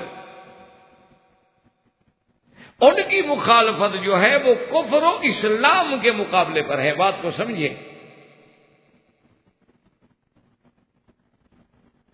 کیونکہ آج کل تو ہم لفظی جنگوں میں پڑ گئے ہیں نا، اللہ تبارک و تعالیٰ معاف فرمائے، صرف لفظی جنگوں میں، یعنی نعوذ باللہ ثم نعوذ باللہ، ایسے ہم اندھیروں میں بھٹک رہے ہیں کہ اللہ پاک ہمارے حال پہ رحمت کرے۔ کوئی آدمی کہتے ہوگا دیکھو جی یہ تو کہتے ہیں کہ میں حنفی ہوں، یہ تو مسلمان نہیں حنفی ہے، حد ہو گئی۔ حالانکہ میرے بھائی ایک اصول ہوتا ہے کہ مثلا آپ اگر کافر کھڑے ہوں 10 15 20 یہودی ہے، نصرانی ہے، ہندو ہے، سکھ ہے، کوئی ہے، ان میں آپ کھڑے ہوں، کوئی آپ سے پوچھے کہ آپ کون ہیں، تو آپ کہیں گے میں مسلمان ہوں، کیونکہ اب کفر کے مقابلے پر سوال ہو رہا ہے۔ اگر مسلمانوں میں ہم بیٹھے ہوں اور میں پوچھوں کہ جی آپ کون ہیں، تو آپ کہیں گے جی میں انڈین ہوں یا میں پاکستانی ہوں، تو اب آپ نے جب کہا کہ میں انڈین ہوں یا پاکستانی، مسلمان نہیں رہے۔ اور اگر آپ خود انڈیا یا پاکستان میں کھڑے ہوں تو آپ سے کوئی پوچھے کہ جناب آپ کون ہیں، آپ کہیں گے میں پٹھان ہوں، آپ کہیں گے میں راجپوت ہوں، میں مغل ہوں، میں سید ہوں، جس کا مطلب ہے کہ اب آپ انڈین نہیں رہے۔ اور اگر آپ اسی محلے میں کھڑے ہوں، کوئی آپ سے پوچھے کہ جناب آپ کون ہیں، تو آپ کہیں گے جی میں فلاں کا بیٹا ہوں بھائی، تو اب آپ اس کا مطلب ہے کہ مغل نہیں رہے، سید نہیں رہے، پٹھان نہیں رہے، اب تو بیٹے بن گئے۔ اللہ کے بندے، جب بات سمجھانی ہوتی ہے تو جب دور ہوں گے تو بڑی نسبت کا اظہار ہوگا، جب سوال قریب آتا جائے گا تو چھوٹی نسبت کا اظہار ہوگا، جب کفر کے مقابلے پہ پوچھا جائے گا ہم کہیں گے مسلمان ہیں، متبع سنت محمد مصطفیٰ ہیں، اور اچھا جی اور کہیں گے آپ اہل سنت والجماعت ہیں۔ اب اس کا مطلب ہے اہل سنت والجماعت کہنے سے آپ پچھلا سوال ختم ہو گیا مسلمان والا۔ پھر کوئی پوچھے گا کہ جی اچھا آپ کے فقہ کا جی میں حنفی ہوں، وہ کہے گا انڈونیشیا کا کوئی ہوگا، وہ کہے گا میں شافعی ہوں، اور مصر کا کوئی ہوگا وہ کہے گا میں شافعی ہوں، مدینہ منورہ میں کوئی ہوگا وہ کہے گا میں مالکی ہوں، مکہ میں ہوگا وہ کہے گا میں حنبلی ہوں۔ جس کا معنی یہ تو نہیں کہ اگر حنبلی کہہ دیا تو اہل سنت سے نکل گئے، اور اہل سنت جب کہہ دیا تو اسلام سے نکل گئے۔ یہ تو تقریب ہوتی ہے کہ جو ہم قریب جاتے ہیں گے تو سوال جو ہے اور زیادہ کلیئر ہوتا چلا جائے گا۔ تو یہ ایک خلط مبحث ہوتا ہے کہ کسی نے کہہ دیا یہ شافعی ہے، کسی نے کہہ دیا یہ حنفی، ان کا دیکھو جی یہ تو شافعی حنفی ہے نا۔ عجیب بات ہے، دیکھو جی اللہ کے نبی کو چھوڑ کے یہ شافعی ہے، ہاں دیکھو جی کمال ہے، اللہ کے نبی کو، قرآن کو، حدیث کو چھوڑ کے یہ حنفی بن گئے۔ استغفر اللہ ثم استغفر اللہ۔ کیا احناف ہوں یا شوافع ہو قرآن و سنت کے خلاف ہے؟ اللہ نہ کرے۔ کون ایسا دنیا میں آدمی ہو سکتا ہے کہ اللہ کے قرآن کو اور حدیث رسول کے انکار کر کے مقابلے پہ کسی دوسرے بندے کے قول کو لے لے؟ اسی طرح اب سمجھیں کہ ابو جہل کی مخالفت جو ہے بلال سے وہ الگ ہے، وہ کفر و اسلام کی جنگ ہے۔ وہ تو نعوذ باللہ یہ سمجھتے تھے کہ ہم دین پہ ہیں، ابو جہل سمجھتا تھا ہم دین پہ ہیں، ابو لہب سمجھتا تھا ہم دین پہ ہیں۔ اس لیے جب جنگ بدر ہوئی تو جنگ بدر کے لیے جب ابو جہل لشکر لے کے نکلا، پتہ نہیں اس نے کیا کیا، اس نے کعبۃ اللہ کا طواف کیا اور ملتزم پہ کھڑے ہو کے دعا مانگی۔ اس نے کہا اللہ میاں ہم جا رہے ہیں، ہم میں سے جو جماعت حق پہ ہونا اس کی مدد کر اور اس کو کامیاب کر، اور ہم دو میں سے جو اعلیٰ ہو اس کی مدد کر، اور ہم دو میں سے جو زیادہ عزت والے ہوں ان کی مدد کر۔ خود دعا مانگے جا رہا ہے، کیوں؟ اس کو کیا یقین تھا کہ حق والے حضور پاک ہیں، حضور کے لیے دعا کر رہا تھا۔ وہ تو یہ سمجھ رہا تھا کہ ہم حق والے ہیں، مسلمان غلطی پہ ہیں۔ ہم لوگ تو بڑے ٹھیک ٹھاک تھے، مکے میں رہتے تھے، کوئی جھگڑا نہیں تھا، کوئی لڑائی نہیں تھی۔ جب سے حضور پاک ہے ان نے تو لڑائی پیدا کر دی ہے۔ جیسے آپ آج بھی اپنے ملک میں جائیں نا جی، انڈو پاک میں اور دوسرے اسلامی ملکوں میں، تو کوئی آدمی وہاں چلا جائے، توحید کی بات کرے، سنت کی بات کرے، قرآن و حدیث کی بات کرے، صحابہ کی بات کرے، تو وہ کہتے ہیں جی بس یہ جب سے وہابی آئے نا، یہ مولوی پیدا ہوئے نا، یہ اسی دن سے حضرت لڑائی ہے۔ ہمارے باپ دادا سب کٹھے ہوتے تھے، شیعہ سنی جناب سب کٹھے نمازیں پڑھتے تھے، ہم ایک دوسرے کے نکاحوں میں، شادیوں میں، کھانوں میں جاتی ہے۔ جب سے یہ مولوی آئے نا، انہوں نے آگے عذاب پیدا کیا۔ اور جی ہمارا تو کوئی فرق ہی نہیں تھا آپس میں جناب، ہاں جی بالکل ہم تو مانتے ہیں، آپ کا تو ہندوؤں سے فرق نہیں تھا، ہم کب انکار کرتے ہیں؟ ہم تو بالکل مانتے ہیں، بلکہ ہم تو یہ سمجھتے ہیں کہ آج بھی مسلمانوں پہ ان کی ثقافت کا غلبہ ہے۔ کتنے لوگ ہیں جو عائشہ کے بجائے عائشہ بن گئی لڑکیاں، کتنے لوگ ہیں آپ کے مسلمان ان کے گھر میں بیوی جو ہے وہ ہندو ہے، یہ اچھا مسلمان ہے، بڑے بڑے لوگ ہیں۔ اور کتنے مسلمان ہیں ماشاءاللہ ان کے گھر میں ہندو لڑکیاں،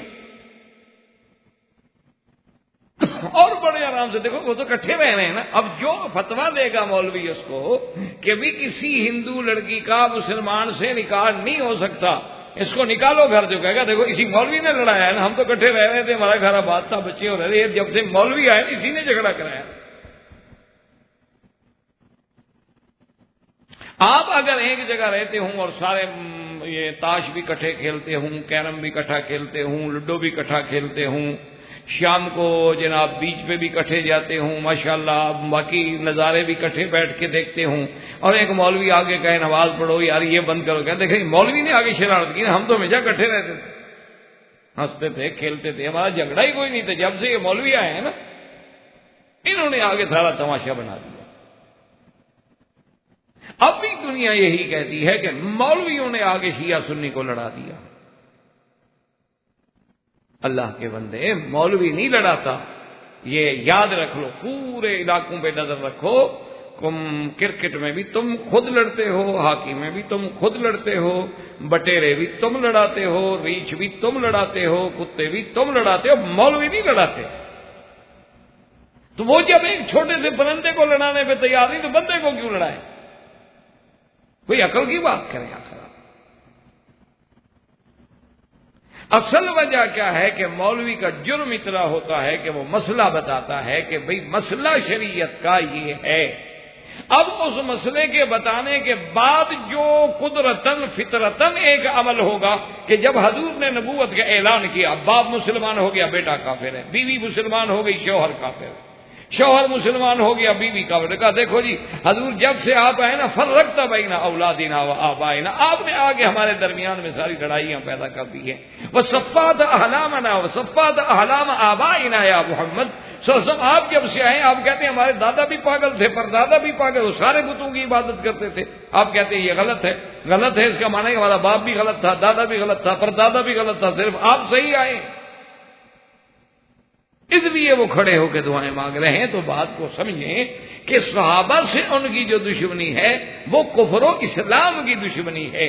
صحابہ اسلام والے ہیں، توحید والے ہیں، نبی کی نبوت ماننے والے ہیں، اور کفار شرک والے ہیں، منکر انبیاء ہیں اور منکر قرآن ہیں، منکر وحی ہیں، اس لیے وہ صحابہ کے دشمن۔ اور سب سے پہلی گالی جو صحابہ کو دی گئی ہے نا اللہ کے قرآن میں موجود ہے، سب سے پہلی گالی جو یعنی تاریخ اسلام سب سے پہلی جو گالی دی گئی اللہ کو فرمایا وَإِذَا قِيلَ لَهُمْ آمِنُوا كَمَا آمَنَ النَّاسُ قالوا انؤمن كما آمن السفهاء، اللہ نے فرمایا میرے محبوب ان کو کہو ایمان لے آؤ، آمنو کما آمن الناس، جس طرح ایمان لائے ہیں میرے صحابہ، الناس اس سے مراد سارے عام لوگ تھے ہی نہیں، اس وقت ایمان لانے والے کون تھے؟ اصحاب رسول اللہ تھے، اور کون لوگ تھے وہاں؟ تو اس وقت جو لوگ ہوں گے وہ مراد ہے الناس سے، اس لیے الف لام جو ہے یاد رکھیں، کبھی یہ استغراق کے لیے ہوتا ہے، کبھی جنس کے لیے، کبھی عہد خارجی کے لیے، کبھی عہد ذہنی کے لیے، ایک معنی میں نہیں ہوتا الف لام۔ یا ایھا الناس اعبدوا ربکم الذی خلقکم قل اعوذ برب الناس، کہیں فرمایا للہ الناس حج البیت من استطاع الیہ سبیلا، اور یہاں فرمایا آمنوا کما آمن الناس۔ تو یاد رکھو حج کے مسئلے میں ناس سے مراد وہ ہیں جو امیر ہیں، طاقت والے ہیں، اور اعوذ برب الناس سے مراد اللہ کی ذات سب کے لیے رب ہے، رب العالمین ہے، وہاں عموم کے لیے استغراق کے لیے آ گیا ہے، اور یہاں بھی اللہ پاک فرماتے آمنو کما آمن الناس، الناس سے وہ معین لوگ مراد ہیں جو میرے مدنی پہ ایمان لائے، وہ کون ہیں؟ اصحاب رسول اللہ، ان میں سابقین ہیں، ان میں سیدنا ابی بکر ہیں، سیدنا عمر عثمان ہیں، علی ہیں، حضرت بلال ہیں، حضرت مقداد، یہ بڑے لوگ ہیں، انشاءاللہ تفصیل سے ان کا ذکر آئے گا۔ تو اب جب حضور نے فرمایا اللہ کے حکم سے آمنو کما آمن الناس، اور اسی میں اندازہ کر لو آپ اگر یہ منادیل کی فیکٹری لگاتے ہیں، اس میں یہ آپ بناتے ہیں، آپ نمونہ بنا کے سیمپل بنا کے بھیجتے ہیں، دوا بناتے ہیں سیمپل بنا کے بھیجتے ہیں، قلم بناتے ہیں سیمپل بنا کے بھیجتے ہیں کہ یہ دوائی ہے، یہ جناب ڈبہ ہے، یہ جناب فنجان ہے، دیکھو پسند کرو، ایسا بنا کے ہم دیں گے۔ اللہ نے فرمایا میرا مدنی، میرے دین کے، میرے اسلام کے ماڈل یہ صحابہ ہیں، لوگوں کو یہ ماڈل پیش کرو۔ یعنی اندازہ کریں وہ کیسا ماڈل ہوگا جو اللہ کہہ رہا ہے نبی کو کہ پیش کرو، دکھاؤ لوگوں کو، ایسے ہی مان لاؤ، یہ نہیں کہ تم جیسے مرضی آئے ایمان لے آؤ۔ ہر کسی کا اپنا ایمان ہو، ہر کسی کی اپنی تقریر ہو، ہر کسی نہ آمنو کما آمن الناس، اس طرح جس طرح صحابہ. اب دیکھیں کہ سب سے پہلی گالی کس نے دی؟ کافروں نے، مشرکوں نے. قالوا انؤمن کما آمن السفہاء، انہوں نے کہا حضور ہم ایمان لے آئے جیسے یہ پاگل بیوقوف. سب سے پہلی گالی دینے والے صحابہ کو کون ہے؟ کافر، مشرک. اسی سے اندازہ کر لیں کہ صحابہ کو گالی کون دیتا، ابتدا کہاں سے ہو. اللہ کے قرآن کو کھول کے پڑھیں، تعصب میں نہ جائیں. اللہ کے نبی نے فرمایا ایمان لے آؤ جس طرح یہ لوگ ایمان لے آئے. اس وقت لوگ کون تھے آپ بتا دیں؟ انڈیا کے لوگ تھے، پاکستان کے لوگ تھے، یہاں سے ہم نے بھیجا تھا، کوئی عرب تھے، کوئی عجم تھے. وہ لوگ تھے نا صحابہ، جو چند 40 آدمی تو کل مسلمان تھا. وہاں کوئی 4 لاکھ تو نہیں تھا نا، ہمیں پتہ نہ لگے کہ یہ تھا یا یہ تھا. یعنی ابتدا میں ہجرت کے زمانے تک کل 43 تو مسلمان ہے، زیادہ سے زیادہ 80 ہو گیا. کل اتنی سی عدد ہے تھوڑا سا، یعنی انگلیوں پہ گنے جاتے ہیں. تو اب سب سے پہلی گالی دینے والے جو ہیں مشرکین مکہ ہیں اور کفار مکہ ہیں اور روسائے مکہ ہیں. انہوں نے کہا میرے اللہ کے نبی انؤمن، ہم ایمان لے ایسے کما آمن السفہاء، یہ جیسے بے وقوف ایمان لائے. ان نے کیا دیکھ کے آپ کو اپنا قائد مان لیا، اپنا لیڈر مان لیا، نبی مان لیا؟ نہ دولت ہے، نہ پیسہ ہے، نہ فوج ہے، نہ قوت ہے، نہ طاقت ہے. یہ کوئی عقل کی بات ہے کہ ایسے آدمی کو اپنا بڑا مان لیا جائے جس کے اپنے گھر میں پیدا ہونے کے وقت اندھیرا ہو، جس کی اپنی کفالت کرنے کے لیے باپ فوت ہو چکا ہو، ماں فوت ہو چکی ہو، پہلے دادے نے کفالت کی ہو، اب چچے کی کفالت میں ہو. اور یہ لوگ ہماری ریاست کو، سرداری کو چھوڑ کے آپ کو سردار مان لیں. یہ کوئی عقل کی بات ہے؟ بس کیونکہ عقل والا وہ ہوتا ہے جو دولت کو دیکھ کے ایمان لے آئے. عقل والا وہ ہوتا ہے جو طاقت کو دیکھے اس پارٹی کے ساتھ جائے. اب دیکھیں سب سے پہلی گالی، اور اس کا جواب کس نے دیا ہے؟ اس پہ بھی اللہ کے قرآن کو جب موقع ملے گھر میں بیٹھ کے ترجمہ کھول کے دیکھ لینا کہ سب صحابہ کو گالی ملی تو جواب اللہ نے دیا ہے کہ الا انہم ہم السفہاء ولکن لا یعلمون. اللہ نے فرمایا میرا مدنی خبردار ان کو کہہ دو کہ تم پاگل ہو، تم بے وقوف ہو، لیکن تم سمجھ نہیں رہے. صحابہ کو سفہاء کہتے ہو، سفیہ تو تم ہو. ہے یہ گنبد کی صدا، جیسی کہو ویسی سنو. تو اللہ کے نبی کے صحابہ پر جب یعنی سب سے پہلا لفظ کہا گیا تو جواب میرے اللہ نے دیا. لیکن یہ جو بغض ہے یہ کفر و اسلام کی وجہ سے ہے. یہ الگ جنگ ہے صحابہ کے ساتھ. اسی لیے صحابہ پہ ظلم و ستم کے پہاڑ توڑے گئے، صحابہ کے گلے میں اللہ معاف کرے رسے ڈالے گئے، صحابہ کو پھانسیوں پہ لٹکایا گیا، صحابہ کو انگاروں پہ لٹایا گیا. لیکن یہ کیا تھا کہ مشرک ہیں اور آگے توحید ہے، احد احد کا نعرہ ہے. اور اسی طرح صحابہ سے سب سے پہلی نفرت کرنے والے کون ہیں؟ کافر. حضور صلی اللہ علیہ وسلم کی خدمت میں آئے، انہوں نے کہا کہ یا رسول اللہ صلی اللہ علیہ وسلم، ہم آپ کے پاس آنا چاہتے ہیں اور آپ کی باتیں سننا چاہتے ہیں، لیکن یہ بڑا مشکل ہے کہ اب ایک ہی مجلس میں آپ تو فرق نہیں فرماتے ہیں. ہم آئیں اور ادھر بلال بیٹھا ہو اور صہیب بیٹھا ہو اور خباب بیٹھا ہو، اور یہ لوگ جو ہمارے کل غلام تھے، ہمارے خریدے ہوئے تھے، اور جن کے کپڑے جو ہیں پھٹے ہوئے ہیں، بوریاں سگی کے باندھی ہوئی ہیں، اور جن کے پسینوں سے بالکل بدبوئیں اٹھ رہی ہیں، ان کے ساتھ ہم کیسے بیٹھ سکتے ہیں؟ آپ مہربانی کر کے ایسا فرما دے چلو کہ ان کے لیے ایک الگ وقت رکھ لیں، ہمارے لیے ایک الگ وقت رکھ لیں. حضور صلی اللہ علیہ وسلم کے دل مبارک میں بھی خیال آیا کہ شاید کافر مسلمان ہو جائیں، ان کو ٹائم دینا چاہیے. دیکھو نا، یہ اب ایک آدمی، حالانکہ یہ کوئی غیر معقول بات بھی نہیں. دیکھو نا، اب آپ آئیں میرے پاس، آپ کہیں کہ مکی صاحب ہم نے آپ سے بات کرنی ہے لیکن علیحدگی، تو میرا اخلاقی فرض ہے. اب میں یہ کہوں نہیں جی نہیں ابھی کہو، بات نہیں ہے.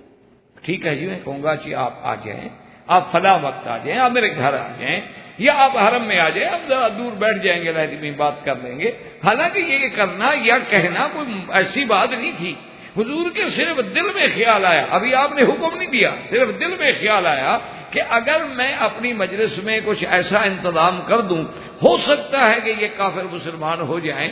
اور اسی طرح کا ایک واقعہ اور بھی قرآن میں موجود ہے کہ ایک دن حضور صلی اللہ علیہ وسلم بیٹھے ہوئے ہیں اور ساتھ بڑے بڑے صنادید، بڑے بڑے روسائے کفار قریش بیٹھے ہوئے ہیں، اور حضور پاک ان سے بات کر رہے ہیں. اور اتنی دیر میں ایک صحابی ہے نابینا، وہ لاٹھی پکڑے آتے ہیں، کہتے ہیں علمنی یا رسول اللہ، علمنی یا رسول اللہ، حضور مجھے آیت قرآن کی پڑھا دیں، حضور مجھے یہ مسئلہ بتا دیں. حضور کی بات ناگوار گزری کہ میں بات کر رہا ہوں، میں مشغول ہوں، اور پھر یہ ہو سکتا ہے کہ ان میں سے کوئی ایک بھی مسلمان ہو جائے تو اسلام کا رستہ کھل جائے گا، اور یہ تو میرا صحابی ہے، پکا مسلمان ہے، اس کو اگر 2 دن بعد بھی مسئلہ بتا دیں تو کیا ہو جائے گا. تو تھوڑا سا حضور نے اعراض کیا، صرف اللہ نے قرآن نازل کر دیا. یعنی آپ اندازہ کریں کہ صحابہ سے اعراض، اگر مشرکین نے گالی دی تو اللہ نے جواب دے دیا. اور اب یہاں نہیں، حالانکہ اعراض ہے، اعراض بھی یہ اللہ کے لیے ہو رہا ہے کہ کسی طرح کافر مسلمان ہو جائے. اعراض کسی ذاتی معاملے میں نہیں ہو رہا، بات کو سمجھیں. یعنی اللہ کے نبی جو تھوڑا سا اعراض کر رہے ہیں وہ بھی تو اللہ کے لیے، اللہ کی توحید کے لیے، اللہ کے دین کے لیے، کسی ذاتی منفعت کے لیے نہیں. لیکن اللہ کے ہاں صحابہ کا اتنا بڑا مقام ہے کہ جبریل آ گئے کہ عبس وتولی ان جاءہ الاعمی وما يدریک لعلہ یزکی او یذکر فتنفعہ الذکریٰ اما من استغنی فانت لہ تصدی وما علیک الا یزکی واما من جاءک یسعی فہو یخشی فانت عنہ تلہی. یعنی اللہ نے سورت عبسہ نازل کر دی کہ میرے نبی آپ نے تیوری چڑھائی، آپ نے اعراض کیا صحابی سے،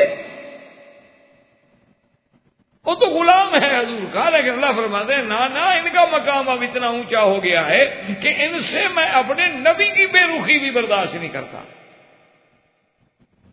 یہ جائے کہ ایک عام مسلمان صحابہ سے بے رخی کرے، اللہ کا نبی، حالانکہ وہ بے رخی اللہ کے لیے ہے، اللہ کی توحید کے. اللہ نے فرمایا کوئی نہیں، یہ جو آ رہا ہے یہ تو پکا ہے، سچا مخلص ہے اور دین سیکھنا چاہتا ہے، ان کا کیا ہے مسلمان ہوں یا نہ ہوں، آپ نے کیوں تیوری چڑھائی.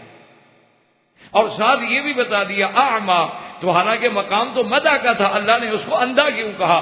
مانا تھا کہ حضور پہ اور بات ذرا سخت گزرے کہ وہ نابینا بھی ہے بیچارہ، معذور بھی ہے، تو معذور زیادہ آپ کی توجہ کا مستحق تھا. ورنہ کسی کو اندھا کہو یا تو اندھا ہے. اب بھی آپ بچے سے ناراض ہو نا، اس کے ہاتھ سے کوئی پانی چھانی گر جائے تو فوراً ماں باپ کہتے ہیں یا تو اندھا ہے، آنکھیں نہیں ہیں. تو اللہ پاک جو کہہ رہے ہیں کہ انجاءہ الاعمی، ویسے فرما دیتی انجاء عبداللہ، لیکن مقصد یہ تھا کہ حضور صلی اللہ علیہ وسلم کے اس مسئلے پہ اور زیادہ ذرا عتاب میں سختی پیدا ہو کہ آنے والا صحابی ہے، آنے والا ایمان والا ہے، اور پھر آنے والا نبینا بھی ہے. اور اسی طرح سے اب اسی میں ایک مسئلہ اور اچھی طرح سمجھ لیں، یہ بھی ایک بڑا اہم مسئلہ ہے جس میں ہم ٹھوکروں میں پڑے ہوئے ہیں. اللہ ہمارے حال پہ رحم کرے.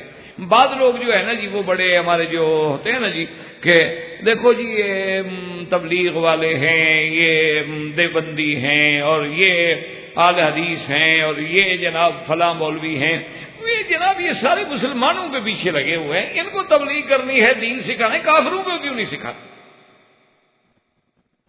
یہ سارا زور آخر ہمارے اندر انہوں نے کیوں لگایا ہوا ہے کہ جی تم دین کے لیے نکلو اور تم دین کے لیے نکلو اور تم دین، یہ رات دن مسلمانوں کے گھر پہ سوار ہیں. دیکھو جناب ہندو اتنا پڑا ہوا ہے، ان کو جا کے تبلیغ کریں، سکھ اتنا پڑا ہوا ہے، ان کو جا کے تبلیغ کریں، یہودی اتنا ہے، نصرانی اتنا ہے. یہ دیکھو کیسی بات ہے کہ یہ صرف ان کا زور جو ہے صرف مسلمانوں کے لیے. وہ فاتحہ کا مسئلہ بتاتے ہیں تو ان کو بتاتے ہیں، اور یہ چلے کے لگواتے ہیں تو اپنوں سے لگواتے ہیں، کہتے ہیں 3 دن کے لیے نکلو، کبھی کہتے ہیں 7 دن کے لیے نکلو، کبھی کہتے ہیں 3 دن کے لیے نکلو۔ یہ کیسے لوگ ہیں؟ یہ ان کو کیوں نہیں کہتے؟ تو اس سے مسئلہ سمجھو۔ اب نبی پاک تو کافروں کو سیدھا کرنا چاہتے تھے نا، کافروں کو اسلام سکھانا چاہتے تھے۔ اللہ ناراض ہو گیا کہ چھوڑو کافروں کو، دفع ہونی، اسلام لاتے نہ آئے۔ جو لا چکا ہے پہلے اس کے ایمان بچانے کی فکر کرو۔ جو اسلام لا چکا ہے، جو ایمان لا چکا ہے، ہماری ذمہ داری پہلے اس کے ایمان کو بچانا ہے۔ وہ مسلمان ہوتا ہے تو ہو، نہیں ہوتا نہ ہو، اس کے اسلام کے ہم ذمہ دار ہیں۔ وہ تو اللہ نے ہمیں کہہ دیا کہ لا اکراہ فی الدین، کوئی جبر نہیں، من شاء فلیؤمن ومن شاء فلیکفر۔ جو چاہتا ہے ایمان میں داخل ہو، جو چاہتا ہے نہیں داخل ہوتا نہیں ہو۔ جب موقع ہوگا ہم ان کو بھی دعوت دیں گے، لیکن وہ عمومی دعوت ہوگی۔ جو اسلام لا چکا ہے اس کے اسلام کی حفاظت کی ہماری ذمہ داری ہے کہ اس کے ایمان کو بچاؤ۔ اسی لیے علماء مدرسے بناتے ہیں۔ ہم مدرسہ بنانے کے بعد یہ تو نہیں کہ ہندو کے بچے کو لے آئیں گے کہ آؤ قرآن شریف پڑھو۔ کوئی آدمی مدرسے کے علاوہ فتوے کا دفتر کھول دیتا ہے، کوئی تبلیغ کا دفتر کھول دیتا ہے، کوئی تحریر کا کھول دیتا ہے، کوئی درس قرآن کے نام پہ، کہ جو لوگ اسلام لا چکے ہیں ان کے ایمان کی حفاظت زیادہ ضروری ہے۔ اچھا، اس کو بعد لوگ پھر یوں کہتے ہیں کہ دیکھو جی اب ڈاکٹر صاحب بیٹھے ہیں، 4-5 ڈاکٹر بیٹھے تھے، یعنی باقاعدہ ایک مجمع ہے تخصصات طبیہ کا، ایک نزلے کا مریض آ جائے اور ایک مریض آ جائے ہارٹ کا، تو کس کا علاج زیادہ ضروری ہے؟ تو ہر آدمی کہے گا جو ہارٹ والے کا فکر کرو، نزلے والے تو نہیں مرتا نا اتنا جلدی۔ نزلے والے کا تو 2 دن 4 دن میں بھی علاج ہو جائے گا، ہارٹ والے کا تو جھٹکے کی بات ہے نا، گئے تو گئے، فی امان اللہ ہو گئے، وہ زیادہ ضروری ہے۔ تو کہتے ہیں جی کفر زیادہ ضروری تھا علاج کے لیے۔ اللہ نے فرمایا پہلے یہ دیکھو، علاج کرانا بھی چاہتا ہے، ایک آدمی ہارٹ کا مریض ہے لیکن علاج نہیں کرانا چاہتا، تو ڈاکٹر کیا کرے؟ ڈاکٹر اس پہ توجہ دے جو علاج کرانا چاہتا ہے، وہ اب چاہے نزلے کا ہو، چاہے ہارٹ کا ہو، چاہے ٹی بی کا ہو، چاہے کسی چیز کا ہو، جو علاج کرانا چاہتا ہی نہیں، تو اس کو پکڑ کے آپ انجیکشن لگائیں گے اور بے ہوش کر کے لائیں گے۔ آپ کہیں گے ٹھیک ہے جی آپ نہیں چاہتے تو کہیں اور چلے جائیں، آپ کی مرضی ہے۔ اگر آپ کا میرے اوپر اعتماد ہی نہیں، مجھے آپ ڈاکٹری نہیں مانتے، آپ کو میرے نسخے پہ، میری تحقیق پہ، میری تفتیش پہ، میری انویسٹیگیشن پہ کوئی یقین ہی نہیں ہے، تو آپ کہیں اور چلے جائیں، کوئی بات نہیں، مجھے تو کوئی اعتراض نہیں، میں نے تو علاج کرنا ہے۔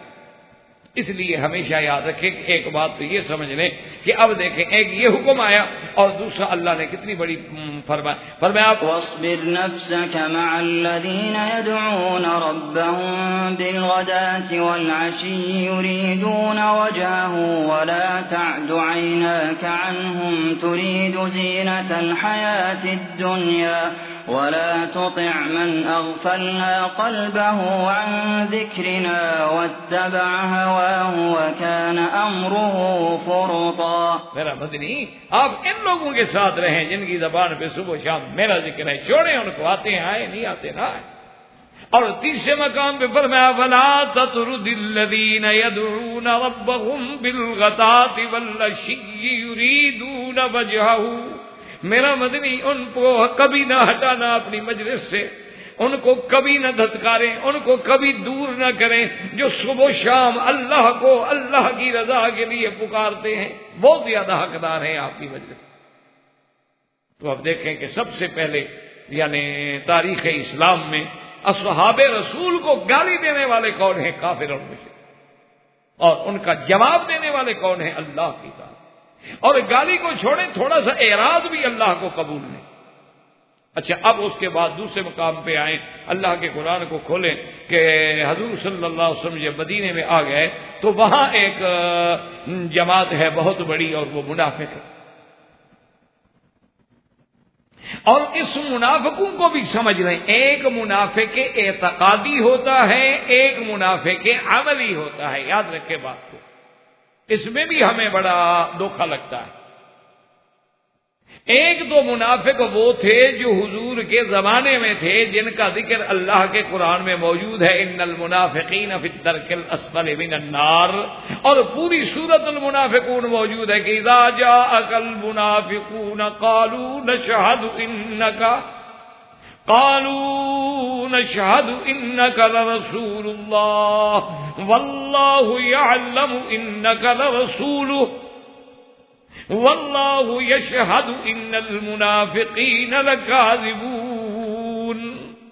یہ وہ منافق، یہ اعتقادی منافق ہے کہ جو آ کے کہتی ہیں کہ ہم گواہی دیتے ہیں آپ اللہ کے رسول ہیں. اللہ نے فرمایا آپ تو میرے رسول ہیں لیکن میں گواہی دیتا ہوں یہ جھوٹ بول رہے ہیں، یہ جھوٹے. انہی کے بارے میں اللہ نے فرمایا اذا لقوا الذین آمنوا قالوا آمنا وَإِذَا خَلَوْا إِلَىٰ شَيَاطِينِهِمْ قَالُوا إِنَّا مَعَكُمْ إِنَّمَا نَحْنُ مُسْتَهْزِئُونَ. یہ وہ بدبخت ہیں جب مومن ملتے ہیں کہتے ہیں ہم تو مسلمان پکے مومن، اور جب علیحدہ ہوتے ہیں کہتے ہیں ہم تو مذاق کر رہے ہیں، مسلمانوں کو دھوکہ دے رہے ہیں، ہم تو تمہارے ساتھ ہیں. یہ منافق ہے اعتقادی، یاد رکھ لو یہ اعتقادی منافق ہے، یہ تو کافروں سے بھی بدتر ہے. اور اسی لیے اللہ نے فرمایا کہ اس کو تو ہم ایسا عذاب دیں گے کہ جہنم کے سب سے نچلے طبقے میں ڈالیں. ایک ہوتا ہے عملی منافق، یاد رکھو یہ اعتقادی منافق کے بارے میں اب ہم آپ کچھ نہیں کہہ سکتے کیونکہ یہ علم ہے اللہ کے ہاتھ میں. وہ تو اللہ نے اپنے نبی کو بتلا دیا تھا کہ یہ منافق ہے، ہمیں کیا پتا. تو لہذا ہم کسی بندے کو بایمانے میں منافق نہیں کہیں گے جیسے حضور کے زمانے میں منافق تھا اعتقادی. اب منافق ہوتا ہے عملی. عملی کا کیا معنی کہ نام تو مسلمانوں کا ہے لیکن کام منافقوں والے ہیں. تو یہ عملاً تو منافق ہے لیکن یہ عقیدے کا منافق نہیں. اللہ رسول کو تو مانتا ہے، اس میں تو اس کے کوئی دو باتیں ہیں ہی نہیں. صرف بات یہ ہے کہ منافقوں کی جو عادت تھی کہ منافقین کی عادت ہے کہ ان المنافقین یخادعون اللہ وهو خادعهم واذا قاموا الى الصلاة قاموا كسالى يراءون الناس ولا يذكرون اللہ الا قلیلا. اللہ کا ذکر نہیں کرتے مگر تھوڑا. اذا قاموا الى الصلاة قاموا كسالى، نماز کے لیے اٹھیں گے تو مر مر کے ایسے جیسے کوئی اللہ معاف کرے اس کو کوئی بخار 104 پہ چڑھا ہوا ہو کہ کوئی نماز کے لیے کہے گا وہ رضائی کھینچیں گے، وہ پھر رضائی کھینچ لے گا، وہ کہیں گے جی وقت قریب ہو گیا کہ سونے دو جی، اب وہ بڑا ڈسٹرب کرتے ہو یار ہر وقت، کیا ہے کہ چلو اٹھ کے پڑھ لیں گے. تو یہ علامات جو ہیں یہ منافقوں کی علامات. اور اسی طرح جیسے کہ حضور نے فرمایا کہ منافق کی نشانیاں جو ہیں کیا ہے، اذا حدث کذب، بات کرے جھوٹی. اذا اؤتمن خان، کوئی امانت رکھو تو خیانت کرے. اچھا اس کا معنی یہ نہیں ہوتا کہ امانت رکھو خیانت کو، پیسے ہی رکھو، سونے ہی رکھو، چاندی رکھو. امانت کا معنی ہوتا ہے کوئی بات آپ نے بتائی ہے وہ بات بھی امانت ہے، یہ بات کسی سے نہیں کہنی، بس نہیں کہا، اگر کہہ دی ہے تو خیانت کی ہوگا. المجالس بالامانہ. اچھا فرمایا اذا وعد اخلف، جب وعدہ کرے تو جھوٹا. اور جی میرا پکا وعدہ ہے میں کل آج اس طرح کہہ دیا کریں گے انشاءاللہ، کوشش کروں گا. وعدہ کر کے کیوں بلا وجہ اپنے آپ کو گناہ گار کرتے ہیں؟ آپ کہیں جی ٹھیک ہے میں کوشش کروں، باقی میرا وعدہ نہیں ہے، میں کوشش کروں گا ہر ممکن انشاءاللہ کہ آ جاؤں. تو اس میں آپ گناہ گار نہیں ہوں گے. لیکن جب آپ نے کہا کہ نہیں میرا وعدہ ہے، بلکہ بعد روایات میں تو آتا ہے کہ ایک دفعہ حضور ایک مقام پہ آتے ہیں کہ ایک دن سے بھی زیادہ کھڑے رہے. تو جب وہ آدمی آئے تو حیران ہو گیا. اس نے کہا حضور آپ کھڑے؟ ہم نے کہا آپ نے کہا کہ آپ ٹھہرے میں آتا ہوں. تو میں نے کہا ٹھیک ہے میں ٹھہرتا ہوں. تو پھر میں تو کھڑا ہوں. میں نے کہا حضور میں تو بھول گیا. ہم نے کہا تم بھول جاؤ لیکن میں جب زبان سے کہہ دیا کہ کھڑا ہوں مجھے تو کھڑا ہونا ہے. تو بہرحال یہ ہے کہ یہ علامات نفاق جو ہیں یہ عملی منافق ہے. اعتقادی منافق الگ ہے، عملی منافق الگ ہے. یعنی اعتقادی منافق تو ہمیشہ جہنم میں رہے گا نا، یہ عملی منافق تو گناہ گار ہے بیچارہ، کافر تو نہیں نا. اللہ تبارک و تعالیٰ چاہے تو معاف فرما دے اور اللہ چاہے تو اس کے گناہوں کے مطابق سزا دینے کے بعد اس کو معاف کر دے. تو اس کو بھی آپس میں نہ ملائیں. تو اب حضور جب مدینہ منورہ میں گئے تو وہاں منافقین کی ایک جماعت تھی اور جن کا سب جو بڑا تھا وہ عبداللہ ابن ابی. ایک دفعہ وہ جنگ میں غزوے میں حضور صلی اللہ علیہ وسلم کے ساتھ آئے، کیونکہ وہ بظاہر تو مسلمان ہیں، بظاہر تو ان کے اندر ایمان ہے، غزوات میں ساتھ ہیں، صبر میں ساتھ ہیں، حضر میں ساتھ ہیں. جب بعض سفر میں واپس ہو رہے تھے تو صحابہ کا طریقہ یہ تھا کہ جب کہیں قیام ہوتا تھا تو وہاں کچا کنواں کھود لیا جاتا تھا کہ پانی کا کیا انتظام کریں، کہ اس زمانے میں اور کوئی علاج نہیں تھا، تو کھدائی کر کے دیکھ لیتے تھے، پانی نکل آیا میٹھا تو الحمدللہ، نہیں تو کوئی اور جگہ دیکھا، پھر اور جگہ دیکھا، اور جب وہ کنواں کھود لیتے تھے تو نظام یہ ہوتا تھا کہ بھی اس کا پانی صاف کر کے سب سے پہلے تو حضور صلی اللہ علیہ وسلم کے لیے مشکیزہ بھر لو بھائی، اس کے بعد ابو بکر عمر کے لیے مشکیزیں بھرے جاتے تھے رضوان اللہ علیہم اجمعین، یعنی صحابہ کی اسی ترتیب کے ساتھ، یعنی بڑے پہلے لے لیں بھائی پھر چھوٹے لے لیں، تو اسی طرح وہ ایک پانی کے لیے جب آئے تو وہاں عبداللہ ابن ابی کا ملازم بھی پانی بھرنے کے لیے آیا، اور ادھر صحابہ کے اور حضرت ابو بکر اور عمر کے آدمی بھی پانی بھرنے کے لیے آئے، تو انہوں نے جب پانی بھرنے لگا تو انہوں نے روک دیا، انہوں نے کہا ٹھہرو، اللہ کے نبی کا پانی بھریں گے، حضور کا، حضرت ابو بکر عمر کا بعد میں۔ تو اس نے یہ بات جو تھی جا کے عبداللہ ابن ابی کو بڑھا چڑھا کے بتائی کہ دیکھیں جی آپ تو ہمیں ابو بکر و عمر کے غلام بھی ڈانٹتے ہیں، حالانکہ ہم نے ان لوگوں کو مدینے میں پناہ دی، ہم نے ان لوگوں کو اپنے آنکھوں پہ بٹھایا، ہم نے ان کو اپنا سہارا بنایا، اور آج ہی ہمیں ڈانٹتے۔ تو اس وقت ایک بہت بڑا غلط لفظ ہے جو عبداللہ ابن ابی نے استعمال کیا، لیکن قرآن پاک نے اس چیز کو نقل نہیں، قرآن نے جو الفاظ نقل کیے ہیں تو عبداللہ ابن ابی نے کہا کہ دیکھو اصل بات یہ ہے کہ یہ سب کچھ ہمارے کیا کرایا ہے۔ ایک تو یہ کریں کہ جب ہم یقولون لئن رجعنا الى المدینۃ لیخرجن الاعز منها الاذل، اس نے کہا کہ اچھا جب ہم واپس جائیں گے نا مدینے، تو یہاں عزیز کا معنی ہے قوت والے، ذلیل کا معنی ہے کمزور، یہ ہمارے معنی میں استعمال نہیں ہوتا جیسے ہم کہتے ہیں بڑا ذلیل ہے، ہم تو غلط معنوں میں لیتے ہیں نا کہ یعنی خراب آدمی ہے، تو عربی میں کہتے ہیں ضعیف آدمی، کمزور ہے تو یہ ذلیل ہے، تو اسی لیے اللہ کہتا ہے ذللناہا، کہ ہم نے کیسے جانوروں کو تمہارے آگے عاجز اور ضعیف کمزور کر دیا ہے کہ تم جب چاہتے ہو سوار ہو جاتے ہو۔ ذلولا، تو ان نے کہا کہ لَيُخْرِجَنَّ الْأَعَزُّ مِنْهَا الْأَذَلَّ، کہ ہم جب مدینے میں جائیں تو ایسا کرتے ہیں کہ ہم جو قوت والے ہیں، طاقت والے ہیں، ہم ان کمزوروں کو نکال دیتے ہیں۔ اور دوسری بات یہ ہے کہ آج کے بعد ایک فیصلہ کر دو کہ هم الذين يقولون لا تنفقوا على من عند رسول الله حتى ينفضوا ولله خزائن السماوات والأرض ولكن المنافقين لا يفقهون۔ یہ جو آپ ہر وقت مدد کر رہے ہیں، باغ دے رہے ہیں، کھجوریں دے رہے ہیں، جائیدادیں دے رہے ہیں، گھر دے رہے ہیں، آج کے بعد ختم کرو، بالکل ان پر کوئی ایک پیسہ بھی خرچ نہ کرو۔ یہ تو سارے وہ حاجر تھے، مکے کے سرداروں نے ان کو مار مار کے وہاں سے نکال دیا، آپ نے ان کو پناہ دے گی، ان نے کہا کہ چلو ہمیں ٹھکانہ مل گیا، کھانا مل گیا، روٹی مل گئی، نبی کے ساتھ لگے ہوئے ہیں، جب ہم یہ چندہ بندہ بند کر دیں گے سارے بھاگ جائیں گے، یہ سارے خود بخود اللہ کے نبی کو چھوڑ دیں۔ اسی لیے آپ دیکھتے ہیں نا جی کہ آپ ذرا ٹھنڈے دل سے، یعنی کسی پہ اعتراض مقصود نہیں ہے، آپ اپنے علاقے میں ذرا محلوں پہ نظر دوڑائیں کہ آپ کے محلے میں اگر کوئی دین کا مدرسہ ہو نا، اس میں آپ نے اپنے علاقے کے کسی سرمایہ دار کو پیسے لگاتے ہوئے نہیں دیکھا ہوگا۔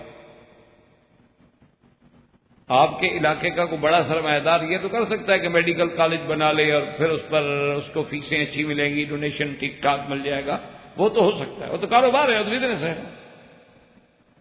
لیکن وہ کسی دینی ادارے میں پیسہ نہیں لگے۔ ان کے دماغ میں بھی یہ ہوتا ہے کہ یہ جو مسجدوں میں اور مدرسوں میں یہ ہے نا بخاری شریف اور مسلم شریف اور یہ مشکات شریف اور حدیث شریف اور فقہ شریف پڑھنے والے لوگ یہ مولوی ہیں، روٹیوں پہ پڑے ہوئے ہیں، ان کو نہیں دو گے خود بخود چھوڑ کے بھاگ جائیں گے، خود بخود فیل ہو جائیں گے، ان کو بس ان کی طرف نظر ہی نہ ڈالو، ان کی کوئی مدد نہیں کرنا، ان کے دماغ میں بھی وہی بھوت ہے جو ان کے دماغ میں تھا۔ احباب کرام، اس کے بعد اب آپ اس مبارک سلسلے کی CD نمبر 3 سماعت فرمائیں۔